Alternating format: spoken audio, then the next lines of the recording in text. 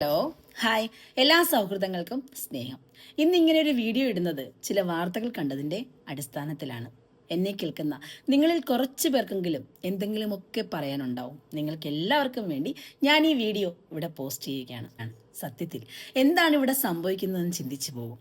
ഇത് മാത്രമല്ല, നാം പേപ്പർ എടുത്ത് നോക്കിയാൽ ചുറ്റും കൊലയും കൊലപാതകവും പീഡനവും ഒക്കെയാണ്.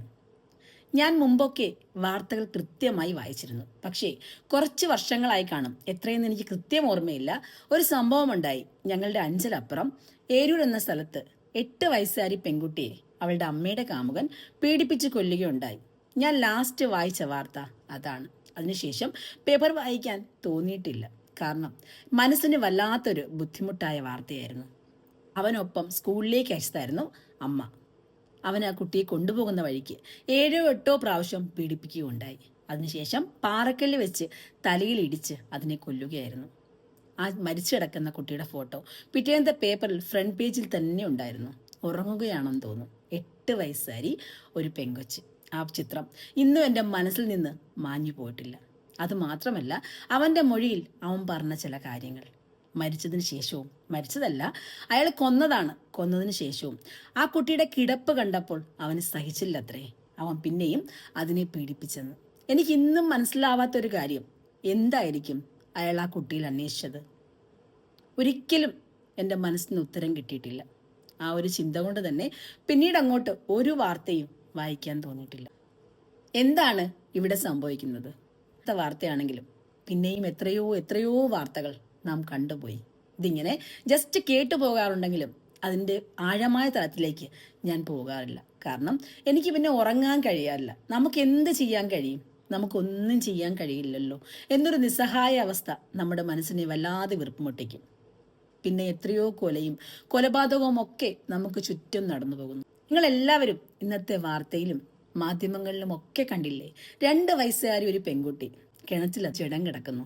എന്തായാലും കുട്ടി താനെ കിണറ്റിലേക്ക് വീഴില്ല. ദുരൂഹതയാണ്. അമ്മയാണോ അമ്മാവനാണോ എന്നുള്ള ദുരൂഹത. ഒരാൾ മറ്റൊരാളെ കൊല്ലുന്നു. അതിനുശേഷം അയാൾ തന്നെ ജാമ്യത്തിൽ ഇറങ്ങി വന്ന് ആ വീട്ടിലുള്ള വേറെ 2 പേരെ കൂടെ കൊല്ലുന്നു. ഇതെന്താണ്? നാം കാണുന്നത് സിനിമയാണോ അതോ യാഥാർത്ഥ്യമാണോ? നമ്മുടെയൊക്കെ ജീവന് എന്താണ് സുരക്ഷിതത്വം? നിങ്ങളൊന്ന് ആലോചിച്ച് നോക്കുക. കൊച്ചു കുട്ടികൾ പ്രകൃതി വിരുദ്ധ ലൈംഗിക പീഡനത്തിന് ഇരയാകുന്നു. നാം ഓരോ ദിവസവും കേൾക്കുന്നത് ഓരോരോ കഥകളാണ്. നാം ജീവിക്കുന്നത് മനുഷ്യരുടെ ഇടയിൽ തന്നെയാണ്. കുട്ടികളൊക്കെ കുഞ്ഞുങ്ങളെ പ്രസവിച്ചു കഴിഞ്ഞാൽ നാം ഒന്ന് അടുത്തേക്ക് ചെന്നാൽ എത്രമാത്രം ദേഷ്യത്തോടാണ് അവൻ നമ്മെ കടിക്കാൻ വരുന്നത്. ആ സ്നേഹം പോലും മനുഷ്യ കുഞ്ഞുങ്ങളോട് മനുഷ്യർക്കില്ലാതായിപ്പോയല്ലോ. ശരിക്കും ഈ ആളുകൾ, കുറ്റം ചെയ്യുന്ന ആളുകൾ, ഇവരെ അല്ല പറയേണ്ടത്. മറിച്ച് ഇവിടുത്തെ നിയമമല്ലേ തിരുത്തപ്പെടേണ്ടത്. ഒരാൾ എന്തെങ്കിലും തെറ്റ് ചെയ്യുമ്പോൾ അയാളത് ചെയ്തിട്ടുണ്ടെന്ന് ഉറപ്പ് വന്നു കഴിഞ്ഞാൽ പിന്നെ മറ്റൊരാൾ ആ തെറ്റ് ചെയ്യരുത്. കാരണം ആ ശിക്ഷ അത്രമാത്രം കാഠിന്യമുള്ളതായിരിക്കണം.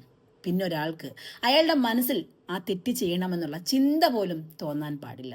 ശരിക്കും അങ്ങനെ ശിക്ഷ വിധിച്ചിരുന്നെങ്കിൽ ഒരുപാട് തെറ്റുകുറ്റങ്ങൾ ഇവിടെ നടക്കില്ലായിരുന്നു. നിയമം എന്തിനാണ്? നമ്മുടെ ജീവനും നമുക്കും സംരക്ഷണമില്ലാത്തൊരു നിയമം. ഇപ്പോൾ തന്നെ കിണറ്റിലേക്ക് എറിഞ്ഞ കുട്ടി ദുരൂഹത നിൽക്കുകയാണ്. ആരാണ് എറിഞ്ഞതെന്ന്? ഒരു പക്ഷേ അമ്മയായിരിക്കാം, അമ്മാവനായിരിക്കാം. തെളിയിക്കപ്പെട്ടാൽ പോലും ഇവർക്ക് എന്ത് ശിക്ഷയാണ് കോടതി നൽകുക? ഇവരൊക്കെ വെറുതെ കുറച്ചു നാൾ കഴിയുമ്പോൾ സുഖമായി ഇറങ്ങിപ്പോരും. നാം എത്രയോ കണ്ടിരിക്കുന്നു. മാധ്യമങ്ങൾ ഇപ്പോൾ ഈ വാർത്ത വല്ലാതെ അങ്ങ് ഏറ്റുപിടിക്കും. 2 ദിവസം കഴിയുമ്പോൾ ഇതങ്ങ് തണുക്കും. കുറ്റം ചെയ്തത് ആരായാലും അവർ കുറച്ചു നാൾ കഴിയുമ്പോൾ സുഖമായി ഇറങ്ങി വരും, സന്തോഷത്തോടെ ജീവിക്കും. ഒരു കുഞ്ഞു ജീവൻ, അതെന്തറിഞ്ഞിട്ടാണ്, അതെന്ത് തെറ്റ് ചെയ്തിട്ടാണ്? എന്തുമാത്രം വേദന ആ എറിഞ്ഞ സമയം, ആ കിണറ്റിലേട് വീണ സമയം ആ കുഞ്ഞനുഭവിച്ചു കാണും. എന്തേ അതുപോലൊരു വേദന ആ ചെയ്ത ആൾക്ക് നൽകുന്നില്ല? എന്തിനാണ് ഇവിടെ കോടതിയും നിയമമൊക്കെ? ഒരു തവണ ഒരു കുറ്റം നടന്നു, സംഭവിച്ചു പോയെങ്കിലും അടുത്ത തവണ വേറൊരാൾക്ക് അത് നടക്കാതിരിക്കാനുള്ള നടപടി എന്തുകൊണ്ടാണ് ഇവിടുത്തെ നിയമം കൈക്കൊള്ളാത്തത്? സംഭവങ്ങൾ ഓരോ തവണ നടക്കുമ്പോഴും മനസ്സ് വല്ലാതെ വേവലാതിപ്പെടും. നമുക്ക് എന്ത് ചെയ്യാൻ സാധിക്കും? കയ്യൂക്കുള്ളവർ കാര്യക്കാർ. ആര് ചെയ്താലും അവരുടെയൊക്കെ മനസ്സിൽ ഒരു ധാരണയുണ്ട്, കുറച്ചു നാളത്തേക്ക് ജയിലിലിടും, ജയിലിലും സുഭിക്ഷമാണ്, പിന്നീട് പുറത്തിറങ്ങി സന്തോഷത്തോടെ ജീവിക്കാം. കരകര ഒരു ഡോക്ടർ മരണപ്പെട്ടു. എന്തോ ഒരു ക്രൂരമായ ഒരു കൊലപാതകമായിരുന്നു. ആ കുട്ടി എന്തുമാത്രം വേദന അനുഭവിച്ചു കാണും. അതൊക്കെ ആരറിയുന്നു? ആ അച്ഛൻ്റെയും അമ്മയുടെയും വേദന. അതൊക്കെ ഏത് നിയമമാണ് പരിഹാരം കണ്ടെത്തുന്നത്? പിന്നെയും പിന്നെയും ഇതുപോലുള്ള സംഭവങ്ങൾ ഇവിടെ നടന്നുകൊണ്ടിരിക്കുകയല്ലേ. എന്നാണ് ഇതിനൊരു മാറ്റം വരുന്നത്?